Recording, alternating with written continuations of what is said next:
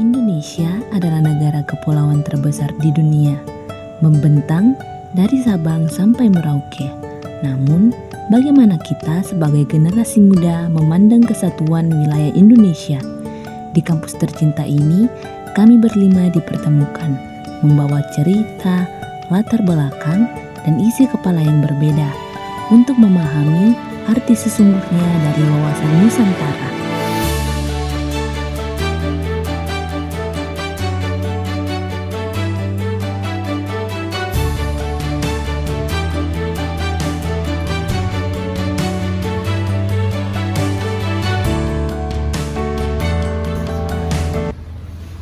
Jadi guys, tugas kelompok pendidikan kewarganegaraan itu membahas tentang wawasan Nusantara sebagai geopolitik Indonesia. Intinya membahas tentang kesatuan wilayah kita.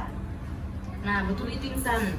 Berdasarkan dari tugas yang saya lihat tadi, Indonesia itu terletak di antara dua benua Australia dengan benua Asia. Terus Indonesia juga terletak di dua samudra, yaitu Samudra Pasifik dan Hindia. Itu nih yang bikin Indonesia disebut sebagai aspek geopolitik, di mana kita tahu terletak di jalur silang dunia. Wah, ternyata strategis juga ini Indonesia. Berarti kita ini adalah gerbang utama dalam perdagangan internasional. Wow, keren juga ini Indonesia. Tapi masalahnya, posisi strategis itu juga bawa ancaman besar. Coba lihat poin materi yang ini, ancaman disintegritas dan konflik sosial. Menurutku, konflik di daerah-daerah perbatasan atau konflik sosial itu terjadi karena ketimpangan pembangunan. Pemerintah terlalu fokus ke pusat, jadi wajar daerah merasa tidak dianggap dan banyak muncul rakyat-rakyat yang ingin memisahkan diri. Sindri, menurutku jangan langsung salahkan pemerintah pusat, karena di materi ini juga dijelaskan kalau ancaman disintegrasi itu sering dimanfaatkan oleh pihak yang mau memecah belah bangsa. Jadi kita juga harus tetap jaga persatuan dan jangan gampang terprovokasi. Ya, tapi kalau perut lapar dan pembangunan nggak merata, orang gampang diprovokasi, Inar. Isu geopolitik tuh harus sensitif sama keadilan wilayah. Aduh, sudah. Kenapa kalian tegang sekali kayak di sidang paripurna? Ini, minum dulu supaya kalian tidak tegang. Ini, minum dulu. Masa perjalanan kita masih panjang, masa begini kita sudah disintegrasi di luar.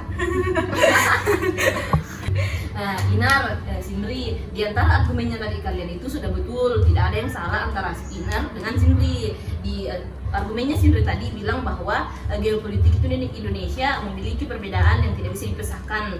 Terus di Inar juga tadi betul bahwa geopolitik Indonesia itu ada tamengnya, yaitu negara Indonesia. Jadi wawasan Nusantara itu mengajarkan kita untuk bisa saling menghargai di antara perbedaan Indonesia, karena Indonesia memiliki satu kesatuan yang utuh, budaya, kemudian ekonomi dan juga pertahanan. Dilihat di antara kita berlima itu ada yang berbeda suku, kemudian ada yang berbeda daerah. Kita tidak bisa egois antara satu sama lain. Itu juga gambaran kita sebagai melihat Indonesia, di mana Indonesia memiliki perbedaan seperti perbedaan daerah, kemudian suku. Jadi kalau setiap daerah di Indonesia memiliki egois atau pikiran yang berbeda-beda, Indonesia akan hancur seperti yang kita lihat di media sosial seperti itu, teman-teman.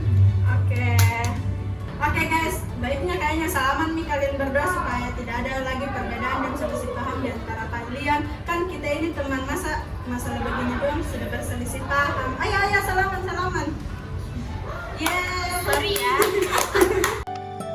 Pada akhirnya, wawasan Nusantara bukan sekedar materi hafalan untuk ujian. Ia adalah prinsip hidup sehari-hari tentang bagaimana cara menghargai perbedaan pandangan, merajut kembali keretakan, dan menjaga persatuan. Karena dari meja kelompok ini, kami belajar menjaga Indonesia, dimulai dari menjaga kebersamaan kita.